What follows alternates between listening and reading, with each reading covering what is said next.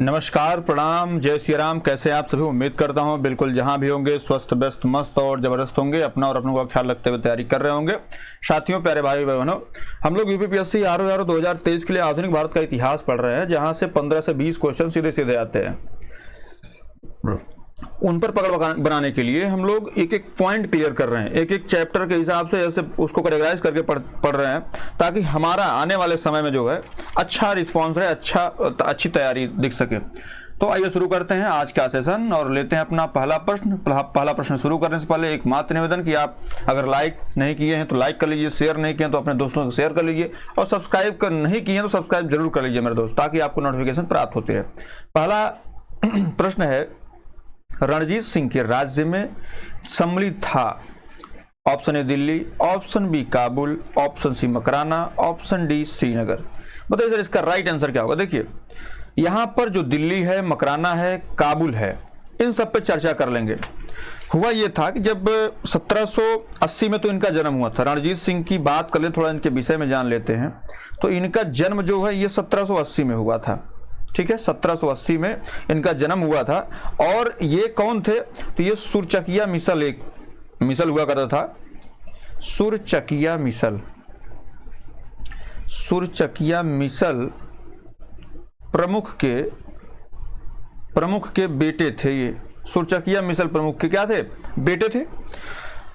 कहानी यहां से शुरू होती है कि पहले तो इनका एक मिसल होता था, वहां के ये होते थे, मुखिया होते थे। हालांकि रणजीत सिंह जो है जब आगे विजय के लिए बढ़ते हैं तो कहानी थोड़ा सा नया मोड़ लेकर के आती है। दरअसल एक अफगानिस्तान का शासक हुआ करता था, अफगान शासक जमान शाह। कहानी यहीं से शुरू होती है रणजीत सिंह की। जमान शाह था, अफगान शासक जमान शाह। ये पंजाब पर आक्रमण किया, इसने पंजाब पर आक्रमण किया और वापस जाते समय इसकी जो तोपें थी ये पंजाब के पास जो चिनाब नदी है इसमें गिर गई। रणजीत सिंह ने जो है इन तोपों को बाहर निकलवा करके फिर कहां भिजवा दिया? जमान शाह के पास भिजवा दिया। और इससे जमान शाह जो है बहुत ही खुश हुआ और इसने जो है इनसे कहा कि साहब जो है आपको क्या चाहिए? तो रणजीत सिंह ने कहा कि साहब हमको जो है लाहौर पर अधिकार करने के लिए अनुमति दे दीजिए। कहां पर? लाहौर पर अधिकार करने की अनुमति दे दीजिए। इसने कहा ठीक है, ले लो अनुमति। तो इन्होंने अनुमति पाई और 1799 में जो है लाहौर पर इन्होंने अधिकार कर लिया। आगे जैसे इनका सुरचकिया मिसल था और एक और था भंगी मिसल। तो इन्होंने जब लाहौर पर अधिकार कर लिया तो लाहौर की इन्होंने प्रशासनिक राजधानी के रूप में, जो लाहौर थी उसको प्रशासनिक राजधानी बना दिया। प्रशासनिक राजधानी। अब चूंकि ये मजबूत हो गए, राजा हो गए, तो जब ये लाहौर में अपनी प्रशासनिक राजधानी बनाए उसके बाद इनका जो रुख हुआ वो हुआ अमृतसर की तरफ। और अमृतसर जो था वो था भंगी मिसल के पास। किसके पास था? भंगी मिसल के पास था। तो इन्होंने भंगी मिसल को क्या किया? पराजित किया और अमृतसर को क्या किया? विजयी कर लिया और इसको क्या बना दिया? धार्मिक राजधानी। क्या बना दिया भैया? धार्मिक राजधानी इसको घोषित कर दिया। जो लाहौर थी वो प्रशासनिक राजधानी के रूप में आ गई और जो अमृतसर थी वो धार्मिक राजधानी के रूप में विकसित कर लिया।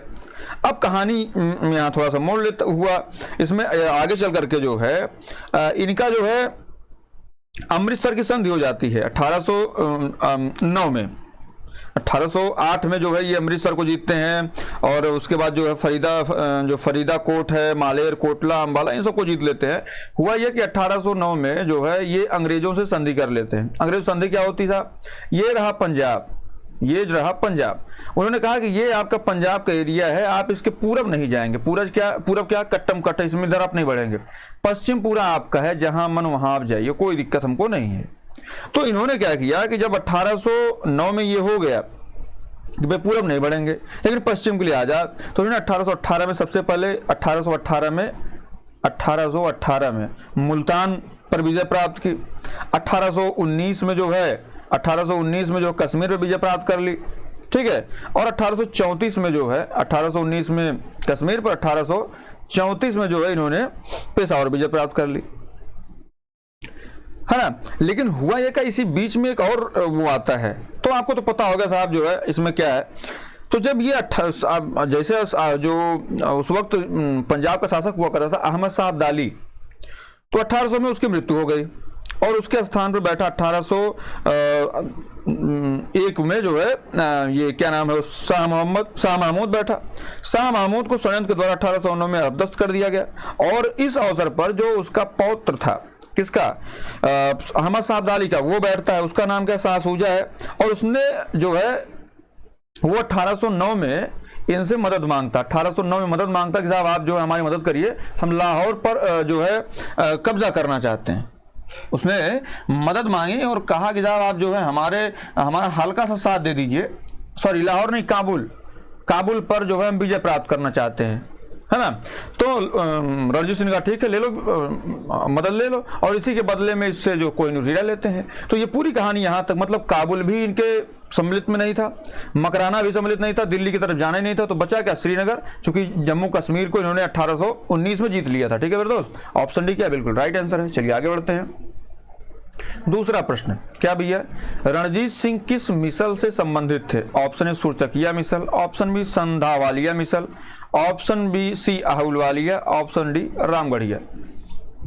देखिए सर, हमने भी पता है कि जो राजा रणजीत सिंह थे वो सुरचकिया मिसल के प्रमुख के क्या थे, पुत्र थे, तो ऑप्शन आपका ए सही हो जाएगा। चलिए आगे बढ़ते हैं। दूसरा, महाराजा रणजीत सिंह के राज्य की राजधानी क्या थी?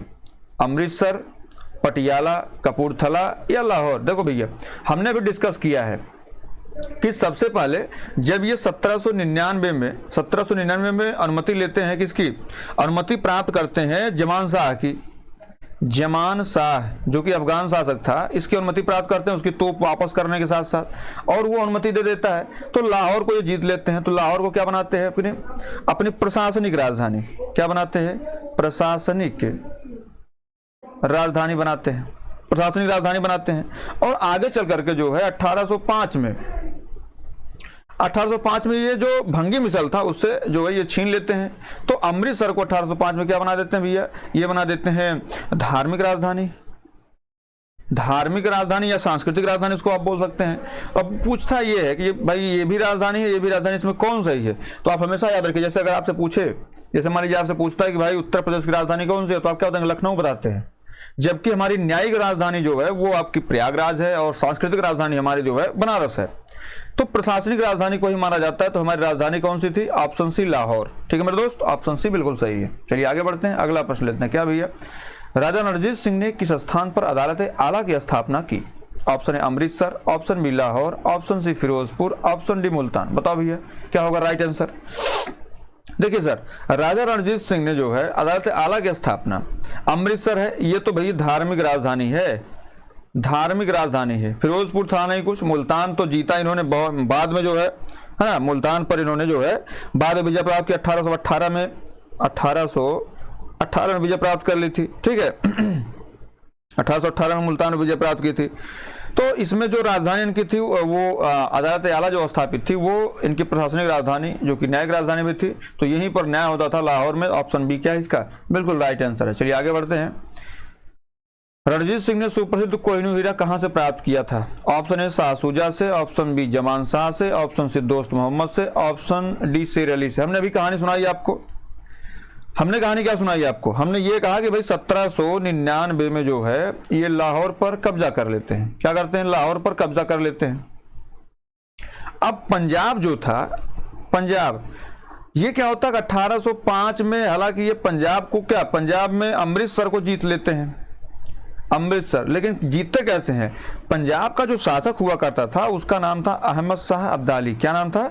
अहमद शाह अब्दाली, ये यहाँ का शासक हुआ करता था, अहमद शाह अब्दाली। अहमद शाह अब्दाली क्या हुआ 1800 में ये गया, खत्म हो गया, मर गए ये। इसके बाद अहमद शाह अब्दाली के बाद इसका जो पुत्र था, इसका पुत्र हुआ, पुत्र का क्या नाम था? शाह महमूद। क्या नाम था? शाह महमूद हुआ, जो कि कुछ टाइम बाद जो है ये षड्यंत्र का शिकार हुआ और 1809 में इसका, 1809 में जो इसका पुत्र था वो बना। उसका क्या नाम था भैया? उसका नाम था शाह सूजा। क्या नाम था? शाह सूजा उसका नाम था, शाह सूजा बनता है। और 1809 में ये क्या करता है? 1809 में ये मदद मांगता किससे? रणजीत सिंह से। रणजीत सिंह से ये मदद मांगता कि साहब आप हमारी मदद करिए, हम किसको जीतना चाहते हैं? हम जीतना चाहते हैं काबुल को। किसको?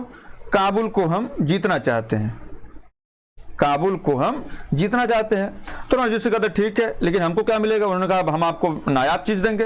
तो जब ये काबुल जीतने में इसकी मदद करते हैं तो इसके बाद जो शाह सूजा है ये रणजीत सिंह को क्या देता है? कोहिनूर हीरा देता है। पूरी कहानी यही है मेरे दोस्त। तो अब आपको समझ में आ गया होगा। तो ऑप्शन ए क्या है? शाह सूजा बिल्कुल क्या है? राइट आंसर है। जमान शाह तो अफगानी शासक था, इसने इसकी अनुमति से ही 1809 में जो है 1799 में लाहौर को इन्होंने विजय किया था। तो ऑप्शन ए क्या बिल्कुल राइट आंसर है। चलिए सर आगे बढ़ते हैं। छठा नंबर, निम्नलिखित में से किसने कहा था ईश्वर की इच्छा थी कि मैं सब धर्मों को एक निगाह से देखूं, इसलिए उसने दूसरी आंख की रोशनी ले ली? Option A Maharaja Ranjit Singh, option B Maharaja Sher Singh, option C Maharaja Dilip Singh, option D उपयुक्त में से कोई नहीं। बताओ भी इसका राइट आंसर क्या होगा?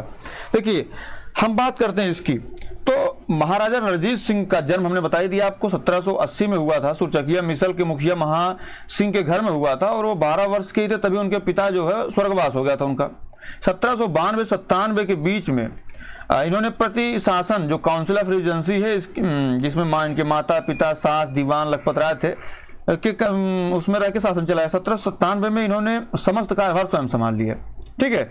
रणजीत सिंह ने जो है 1799 में अनुमति प्राप्त करके जो है जो वहाँ का अफगानी शासक था उससे अनुमति प्राप्त करते हैं और ये जो है विजिट कर लेते हैं किसको? अमृतसर को, और सॉरी लाहौर को। अब 1805 फिर अमृतसर को विजिट कर लेते हैं, फरीदाबाद मालेर कोटला और जो अम्बाला को 1808 में विजिट कर लेते हैं। 1809 में फिर जो है मदद करते हैं काबुल जीतने में उसकी शाह आलम की। तो उसके बाद जो है शाह सूजा की। तो उसके बाद से ही जब इनकी चूंकि एक आंख तो थी नहीं, तब ये कहते हैं कि साहब ऐसा है भगवान ने मुझे इसीलिए एक आंख दी ताकि मैं सभी धर्मों क्या करूं? समान रूप से देख सकूं। ऑप्शन है क्या बिल्कुल राइट आंसर है दोस्त। चलिए आगे बढ़ते हैं। 7वां नंबर, महाराज रणजीत सिंह के उत्तराधिकारी कौन थे? ऑप्शन है हरि सिंह नालवा, ऑप्शन बी खड़क सिंह, ऑप्शन सी शेर सिंह, ऑप्शन डी नवनिहाल सिंह।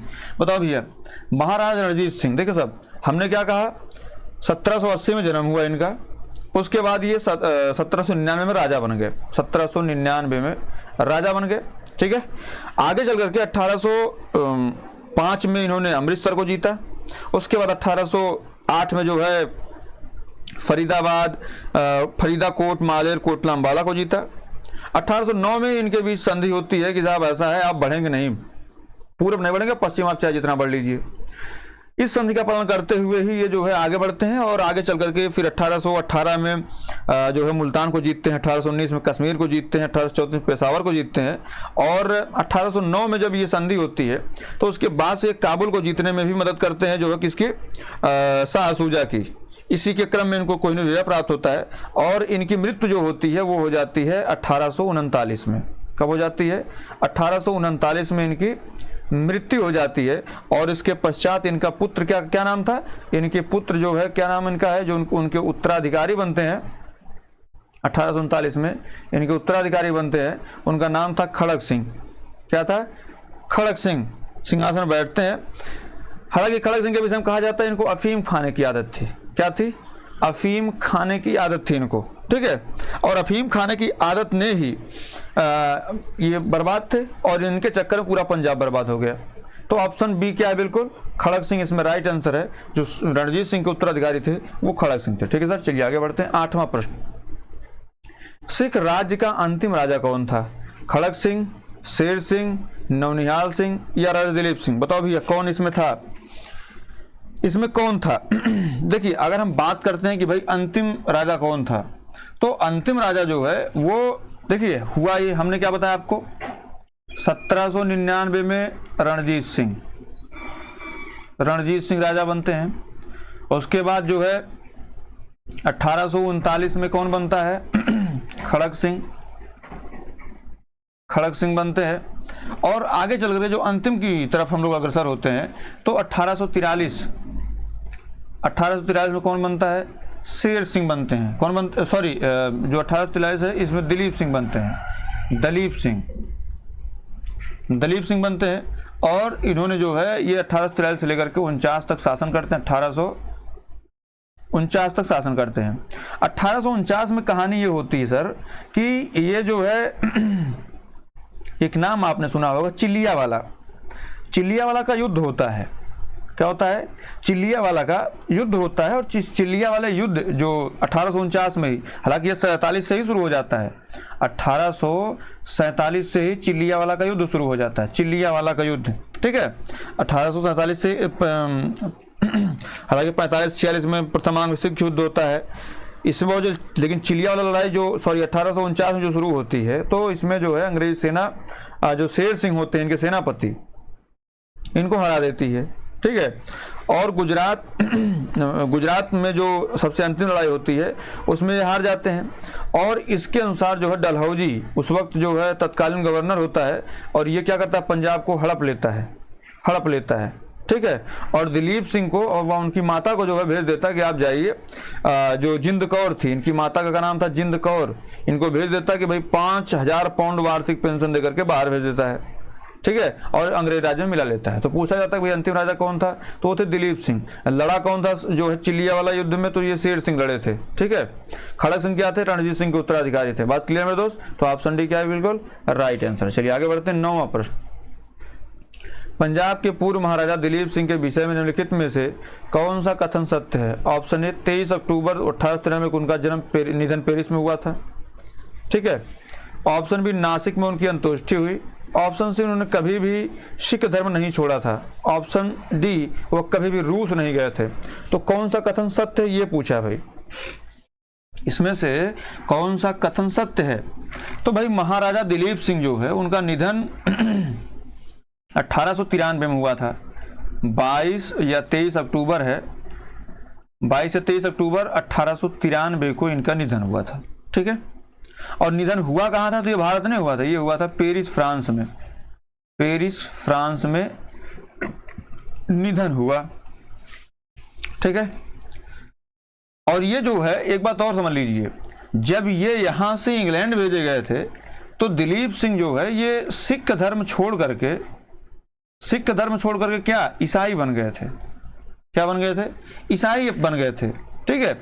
और जब ये इनका निधन यहाँ हुआ तो इनकी जो अंत्येष्टि है, ये जो संस्कार इनको दफनाया गया, ये कहाँ गया, रूस में, रसिया में इनको दफनाया गया, ठीक है। सॉरी, रसिया की यात्रा पर थे इनको जो है, इनकी अंत्येष्टि जो है, सोचिए निधन इनका पेरिस फ्रांस गए थे, रसिया, निधन यहां हुआ और इनको दफनाया कहाँ गया, ये दफनाया गया इंग्लैंड में, क्योंकि ये ईसाई भी इन्होंने। तो इसमें अगर कह दे कि भाई रूस नहीं गए थे तो ये भी बात बिल्कुल क्या है, गलत है, रूस गए थे। सिख धर्म नहीं छोड़ा था, बिल्कुल गलत बात है। नासिक में अंत्येष्टि हुई थी, बिल्कुल गलत बात है। बस केवल अंत्येष्टि कहाँ हुई थी, इंग्लैंड में हुई थी दोस्त, इंग्लैंड में 23 अक्टूबर 1893 को जो है इनका जन्म हुआ था। ये बात यही बिल्कुल सही नजर आती है। ऑप्शन ए क्या बिल्कुल सही है, ठीक है। चलिए आगे बढ़ते हैं। 10वां प्रश्न लेते हैं। क्या भैया 10वां प्रश्न, सिख साम्राज्य का अंतिम शासक कौन था। Option A Dilip Singh, option B Naunihal Singh, option C Ranjit Singh, option D Sher Singh. बताओ भैया इसमें राइट आंसर क्या बचा। जाहिर सी बात है, सिख साम्राज्य इनको जो है जिंद कौर, इनको इनकी माता जिंद कौर को जो है 5000 पाउंड पेंशन लेकर के जो है भेज दिया था डलहौजी ने, कब्जा कर लिया था सिख साम्राज्य पर। तो ऑप्शन दिलीप सिंह ही जो है इसके अंतिम शासक थे। दिलीप सिंह बाद में ईसाई धर्म परिवर्तित कर लिया था। 1893 में इनकी मृत्यु हुई थी। चलिए आगे बढ़ते भैया। 11 नंबर प्रश्न, पंजाब के विलय के पश्चात पंजाब पर शासन करने के लिए निम्नलिखित में से कौन 3 परिषद का सदस्य नहीं था। H M. Elliot, sir Henry Lawrence, John Lawrence, Robert Montgomery. बताओ भैया इसमें से कौन सही है। देखिए अगर बात करें पंजाब में ब्रिटिश साम्राज्य में विलय के बाद लॉर्ड डलहौजी जो है ये 1849 में पंजाब पर शासन करने के लिए 1849 पंजाब पर शासन करने के लिए जो है इसने 3 लोगों की एक कमेटी गठित की, ठीक है। इसमें हेनरी लॉरेंस थे, हेनरी लॉरेंस थे, ठीक है। ये क्या थे, ये अध्यक्ष थे। उसके बाद जॉन लॉरेंस थे, जॉन लॉरेंस थे। और उसके बाद जो है ग्रेनविल मानसेन थे, ग्रेनविल मानसेल थे, ठीक है। ये 3 लोग जो है 3 सदस्य बनाए गए थे। देख लो भैया, इलियट था क्या, बिल्कुल नहीं था। सर हेनरी लॉरेंस थे, बिल्कुल थे। जॉन लॉरेंस थे, बिल्कुल थे। गांठ गोमरी नहीं था भैया, यहाँ मानसेल अगर होता तो हम मान लेते, मानसेल। तो भैया आपका बात करें तो ए भी जो है सदस्य नहीं था और डी भी सदस्य नहीं था, तो इसमें दोनों ही जो है होते हैं, तो भैया इसको आप जो है सही कर लीजिएगा, ठीक है। 2 ऑप्शन सही है इसमें। 12 नंबर, प्रथम आंग्ल मैसूर युद्ध 1766 से 69 में कौन विजय हुआ था? ऑप्शन ए अंग्रेज, option B Hyder Ali, option C Maratha, option D Hyderabad का निजाम। देखिए सर, अगर हम इसकी बात करते हैं कि भैया प्रथम आंग्ल मैसूर युद्ध, पूरी चर्चा कर लेते हैं इसकी, तो ये शुरू हुआ था आपका 1766 कहीं लिखा रहता, कहीं 67 लिखा रहता है, और चला था 69 तक। प्रथम आंग्ल मैसूर युद्ध जो था, ठीक है, किसके बीच हुआ था? तो ये वेरेलस्ट और हैदर अली के बीच हुआ था। किसके बीच? वेरेलस्ट, प्रथम आंग्ल मैसूर युद्ध वेरेलस्ट और हैदर अली के बीच हुआ था। हैदर अली ने जो है 1768 में मंगलौर पर अधिकार कर लिया, मंगलौर पर इसने अधिकार कर लिया। किसने? हैदर अली ने, ठीक है, हैदर अली ने मंगलौर पर अधिकार कर लिया। और 1769 में क्या हुआ भैया? 1769 में मद्रास तक जा पहुंचा, मद्रास तक जा पहुंचा, समझिएगा इसको। अंग्रेजों ने विवस्ता में 4 अप्रैल को जो है वेरेलस्ट और हैदर, जो वेरेलस्ट था ये क्या करता है कि 4 अप्रैल 1769 को, 4 अप्रैल 1769 को मद्रास की संधि होती, साहब मद्रास की संधि होती है, ठीक है। अब आप इसमें समझ सकते हैं कि कौन जीता होगा। जब ये एकदम वो हो गए तो भैया कौन जीता होगा? जाहिर सी बात है हैदर अली जीता होगा, तो ऑप्शन नंबर बी क्या है? बिल्कुल सही है। और यही पूरी कहानी थी सर। अंग्रेज क्या थे? हारे थे, वेरेलस्ट जो है एकदम नतमस्तक हो गए सर 1769 में। अंत में संधि करते हैं, मद्रास की संधि, और ये पीछे हट जाते हैं, ठीक है। ऑप्शन बी बिल्कुल राइट आंसर है। चलिए आगे बढ़ते हैं। 13 नंबर, निम्नलिखित में से कौन 1755 में डिंडीगुल मैसूर में एक आधुनिक शस्त्रागार की स्थापना की थी? नंजराज ने, हैदर अली ने, देवराज ने, या चिक्का कृष्णराज ने? बताओ भैया कौन किया था? देखिए हुआ ये था कि जब ये सारी चीजें चल रही थी तो 1742 में वेंकट राय के नेतृत्व में मैसूर सेना ने डिंडीगुल पर विजय प्राप्त कर ली थी, मैसूर पर जो है विजय प्राप्त कर। 1755 में मैसूर के राजा स्थिति को संभालने के लिए हैदर अली को डिंडीगुल भेजा था, और इस डिंडीगुल में ही 1755 में, कब? 1755 में ही जो है हैदर अली ने डिंडीगुल पर कब्जा कर लिया। और हैदर अली ने यहाँ पर क्या किया? ये माना जाता है कि हैदर अली जो है ये मैसूर का वास्तविक शासक था, मैसूर का वास्तविक शासक बन गया। और ये कब बना? तो ये जो है 1755 जब विजय प्राप्त करता है तो ये बन जाता है। और 1777 में पुरासीन मीर साहब को डिंडीगुल का गवर्नर नियुक्त करता है। तो भैया इसमें कहानी क्या थी? ये जीतता है और यहाँ पे जो है अपना आधुनिक शस्त्रागार स्थापित कर लेता है, ठीक है मेरे भाई। तो इसमें राइट आंसर आपका ऑप्शन नंबर बी हो जाएगा। चलिए आगे बढ़ते हैं। 14 नंबर, ब्रिटिश जनरल जिसने हैदर अली को पोर्टो नोवा के युद्ध में हराया था, कौन था भैया? Option A captain Popham, option B sir Eyre Coote, option C sir Hector Munro, option D general Goddard. बताओ भैया कौन हराया था? देखिए 1781 में जो है 1781 में हैदर अली के सामने जो है हैदर अली थे, और इनके सामने तो कौन था? इनके सामने था आयरकूट। कौन था?